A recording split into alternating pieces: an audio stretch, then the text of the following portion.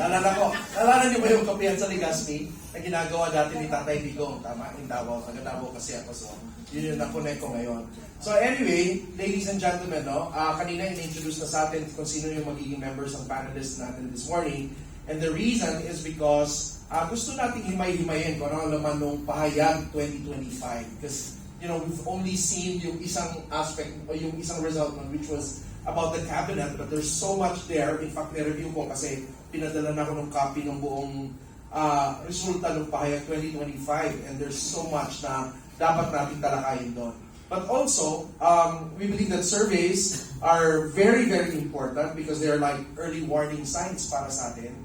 But I also believe na parang we're also entering the second phase, no, aside from the survey, which is the conscience phase, where we get to hear people, mga insiders, mga nasa loob, na nagsasabi ng totoo at anong talagang nangyayari. Okay? So they give a face to dun sa mga numero na nakikita natin sa mga surveys. So ayan. So kaya nandito po ngayon, kasama natin yung mga very credible people na pwedeng magsabi sa atin kung nasaan tayo in terms of yung political landscape natin ngayon, paano na ba yung standing ng presidente natin, ano talaga ang nangyayari, ano yung mga realities doon sa loob. So, and that's gonna be the discussion this morning. So I'm sure you guys are excited as much as I am also excited kasi kasama natin ngayon yung mga experts. So, Mama Lu, doon po sa pahayag, sorry po kay kaagad yung sa pahayag 2025, alright, can you please tell us about paano po yung konting background sa yung methodology na ginagawa yung survey para maintindihan ng mga tao natin? Oo, salamat Rob. No? Yung sa methodology, siguro kailangan kong i-emphasize dito sa several things.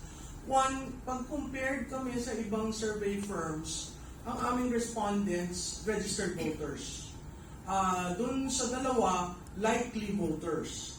So, may filter question kami doon at tinatanong namin, nakaboto ka ba ng 2016, 2019, 2022, 2025? So, pag hindi, at na-miss na dalawa, hindi namin kinukuha yon. When I say hindi namin kinukuha, yung market panel. So, the second difference is, hindi kami face-to-face, may market panel kami na yun ay nasa Singapore.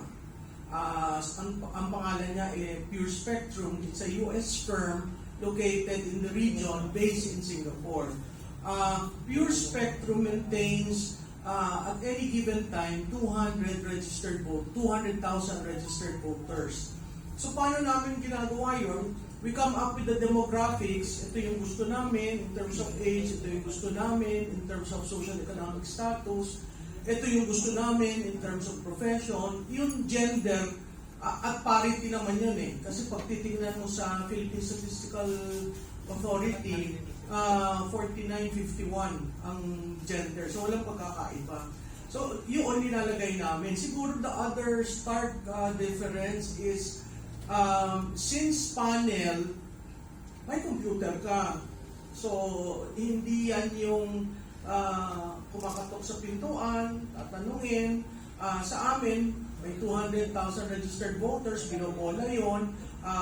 Tapos ang sasabihin namin, kailangan lang namin 1,500 respondents. So yung 1,500 respondents galing doon sa 200,000 voters na minemaintain ng Pure Spectrum. From there, papadala ng email para pumunta doon sa portal na nandun yung questionnaire. Tapos doon nila sasagutin. So the other difference is, yung traditional survey takes 1.5 months, we take 11 days. At kaya namin nagustuhan yung market panel kasi mabilis. Hindi yung nagre-react ka sa dated result. No? Yung sinasabi na nag-react ka ngayon sa isang survey na October pa. Diba? Maraming gano'n naglalabas piece by piece, tapos hindi na ngayon relevant yung result, pero ngayon lang linabas. So, kaya nga ang parating nagtatanong, bakit magkakaiba kayo ng result? Dahil dun sa methodology, magkakaiba kami. So from pag natapos mong sagutin yung questionnaire, doon napupuno yung 1,500. The other difference is by geographical location. Doon sa iba, 3 lang, Luzon, Visayas, Mindanao, or at most 4, kami 5. North Luzon, NCR, South Luzon, Visayas, Mindanao. Bakit isineparate namin yung South Luzon? Kasi critical yung Bicol. Ang Bicol has never been represented. Pag sinabi mo sa South Luzon, Calabarzon usually yung kinukunan. And then, nag-i-introduce kami ng mga metrics na never ginamit before. As in, emotional quotient. Hindi na IQ ang labanan ng leader, but more of EQ. How do you relate with your voters? Nag-introduce kami nung sino ang napupusuan versus sino ang iboboto mo. Naniniwala kami, may bumabatikos, but daw hindi kami naglalabas ng presidential forecast. Kasi wala pa akong nag-file ng COC. So lahat itong mga presidential horse races, parang mind conditioning. Kasi kung mahina yung isa, hindi mo na isasama. Kami, magkakaroon kami ng presidential at vice presidential forecast around the announcement, which is like December 2026. And then, yung recent ROB, nag-introduce kami ng generational. Nag-introduce kami ng boomers, ng X, ng millennials, ng Gen Z. Kasi gusto namin makita ano ang impact by generation. So marami kami ini-introduce dahil yun ay lessons learned from some of the national campaigns I handled na parati sinasabi ng kliyente, bakit ganito? Where is the beef? Paano nagre-react tayo 1.5 months delay? So, yun yung mga reforms na inumpisahan namin sa pahayag. Siguro ang pinaka-major difference, yung pahayag is our corporate social responsibility, which means kami ang gumagastos. Madalas tanong yan sa survey firm, sino gumagastos? Kami po ang gumagastos ng quarterly namin. At binibigay namin yun, hindi strip piece, kundi buo. So yung public deck, kung mahilig kayo sa numero, mahilig kayo political junkie kayo, you can readily download the whole, kung minsan 100 plus slides eh. Dina-download namin yun at pinababayaan namin yung taong bayan na mag-analyze ng kanilang sa tingin nila dun sa numero. So, paminsan-minsan may kinokorek kami, pero parati kong sinasabi dun sa team, analysis nila yan. For so long as we correct what is in our data and they analyze it differently, kanila yun. So yun, Rob. Alright. So, siguro, yeah, it's good that you said na parang may mali doon na dapat i-correct din. Because a lot of people thought na yung net rating na 27 was referring to the president, right? Yes. But in fact, ang survey, ang lumabas doon sa survey, medyo staggering siya. Kasi mas significant pa yung negative net rating. Can you tell us about it po? Well, yung kasi pinanggalingan ng negative 27, actually maganda yung pabbat eh. Kasi lahat negative. Pero ako, may tinatawag sa survey framing, ang tawag doon Likert scale. Sa Likert scale, meron kang mga ilang options. So kung meron kang approval, undecided, disapproval, hindi mo pwedeng iset aside yung undecided. No?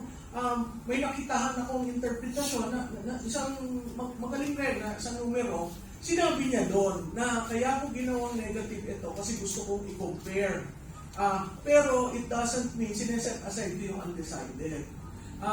Doon sa sinabi ni Rob, yun yung rating ng cabinet. So meron kaming approval, trust ng presidente, vice presidente, yung 5 na president, vice president, senate president, speaker, chief justice.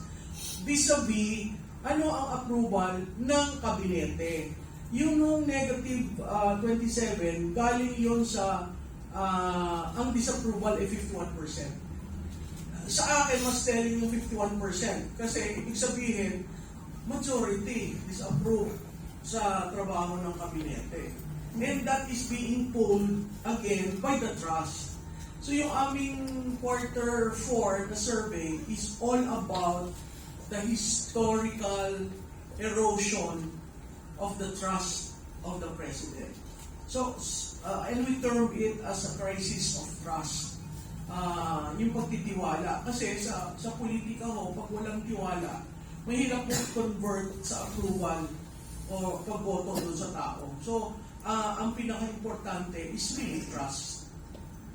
Alright, so to be specific po, yung approval from the Bayag 2025, ang disapproval ng presidente ay nasa 55%. And yung trust niya na low or no trust is nasa 62%. So that's very significant. So question ko lang po, is ano po ang implications nito dun sa leadership ng presidente natin, especially in a situation na kung nasaan tayo ngayon? Well, alam mo Rob, napakahirap kung gano'n yung numero mo. Kasi you're on your third term, which is the midterm. At usually, pag midterm, meron ka na dyan mga legacy na ina-announce, nagawa ko na ito. Itong administrasyon na ito, walang maituro na legacy. Whether in terms of projects, in terms of programs, or even in terms of plans. So kung ganun yon, coming from a 2025 election na hindi rin sila nakakonvert na maayos, that would mean that his base is being eroded. And I specifically refer to you dun sa pro-administration, anti-administration. Pag nakita mo yung graph na yun, talagang pababa. Yes. No? Kung ang iyong tiwala ay nawawala at na-erode, paano ka makakapagtrabaho, paano ang governance mo kung wala kang pinangkukunan ng lakas dahil naniniwala ang taong bayan. So yun yung critical doon.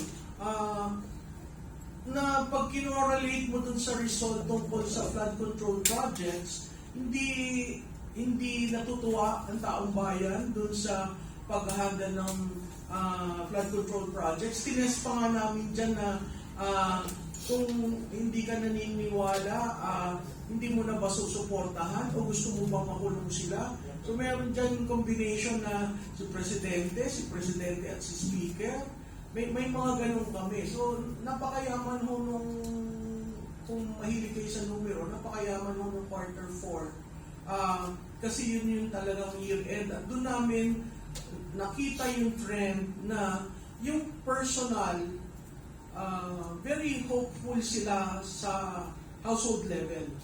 Pero in terms of country, usually ho, ang Pilipino, very positive yan, lalo na sa simula. Yung pag tinanong ko sila ng last quarter, sasabihin, sana magkakaroon ng maayos na Pilipinas sa susunod na taon, maayos ang ekonomiya, walang problema. Pero pag tinignan mo ngayon, talaga na erosion. Hindi sila hopeful. Pero sa personal level, hopeful sila. Kasi may control sila sa personal level eh. Pero yung dun sa countrywide, yun may problema sila. And that reflects on the governance of this administration. Mas matindi yun, di ba? Kasi ibig sabihin yung mga tao, kaya pa nila.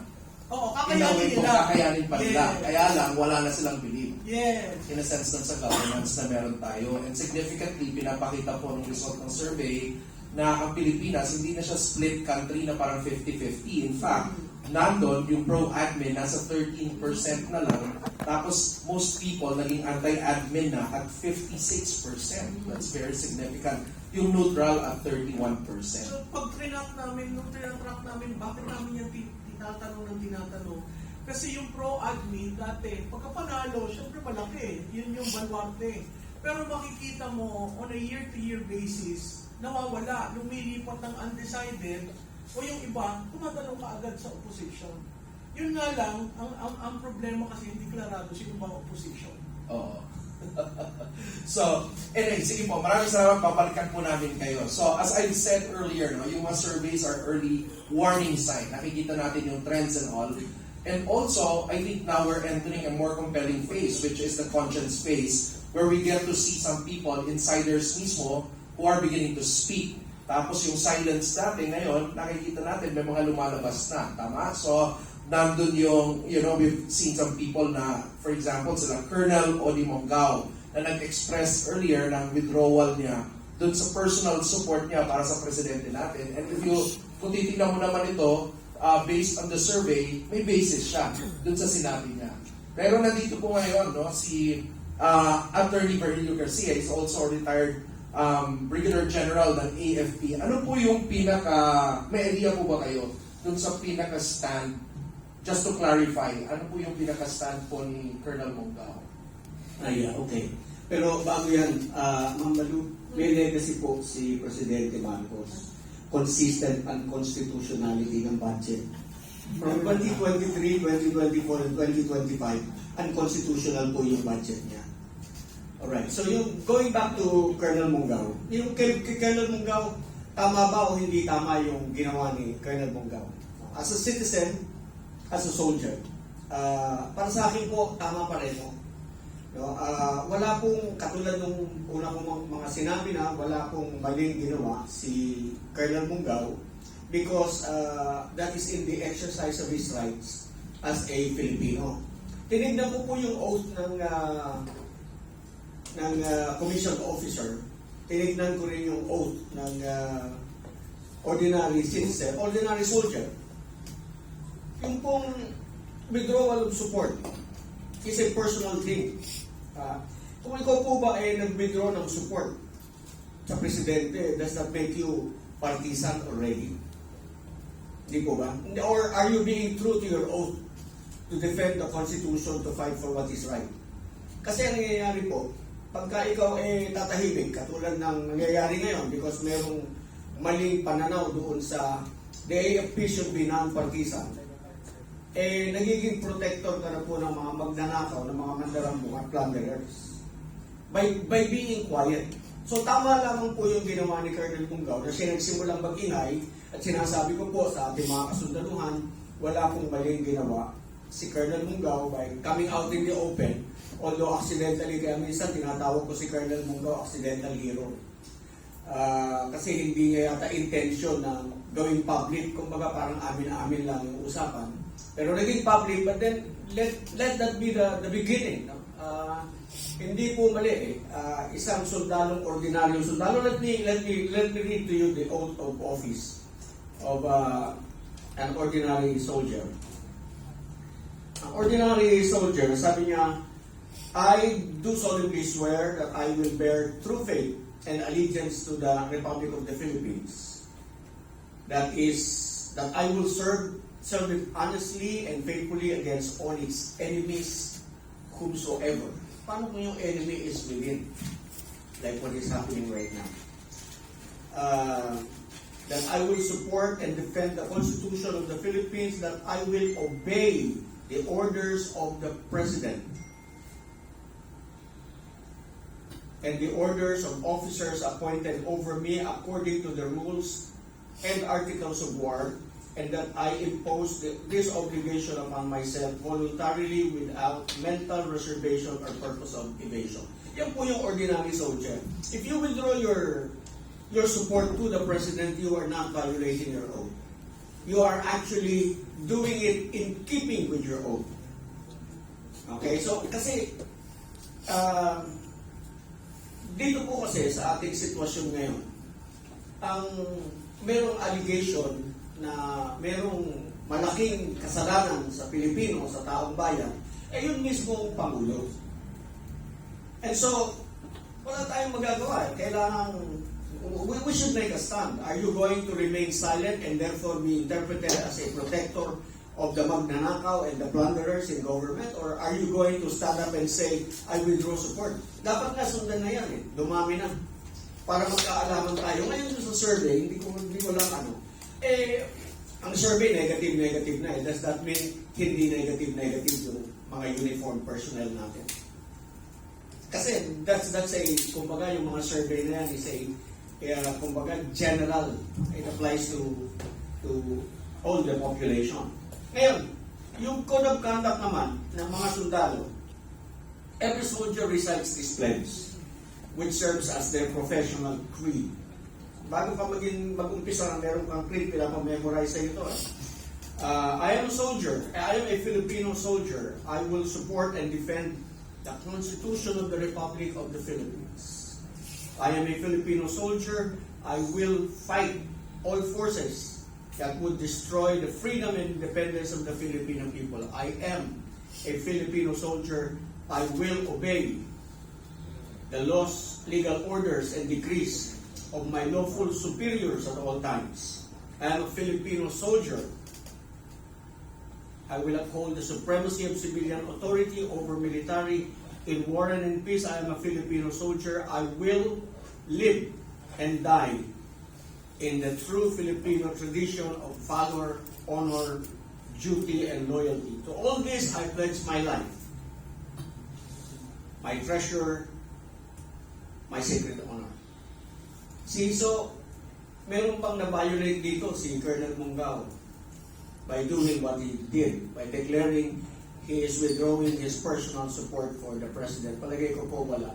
As a matter of fact, he is covered by the Bill of Rights, yung kanyang freedom of speech, freedom of expression, under Article 3,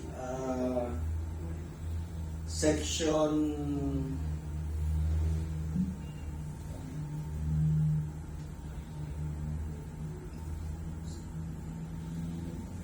Anyway, I think that's Section 4. Tapos yung Section 18 ng Bill of Rights, he cannot be detained.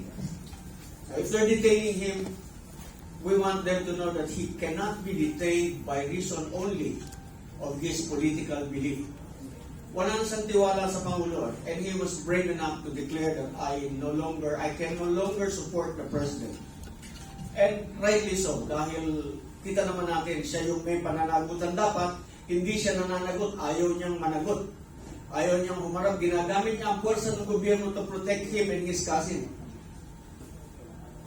Yung mga kasundaluhan naman natin, pumapayag na gano'n ang mangyari. So siguro magsimula na sa ibaba, para maramdaman ni General Bronner na ang sentimiento ng mga sundalo niya. Pero hindi ko sinasabing si General Bronner hindi professional soldier. He's a very good, very professional soldier. Kaya lang, nananatili rin siya sa kanyang paniwala na kailangan non-partisan. But non-partisanship does not mean if you withdraw your support for the President kasi kailangan niyang managot, ginagawa niya pa rin yung kanyang tungkulin. So, I think it's about time for all of us to make a stand against this. Against, hindi pwedeng lahat ginagamit ng gobyerno ang kanilang buong resources to protect the criminals among us. So, follow-up question ko lang po, para for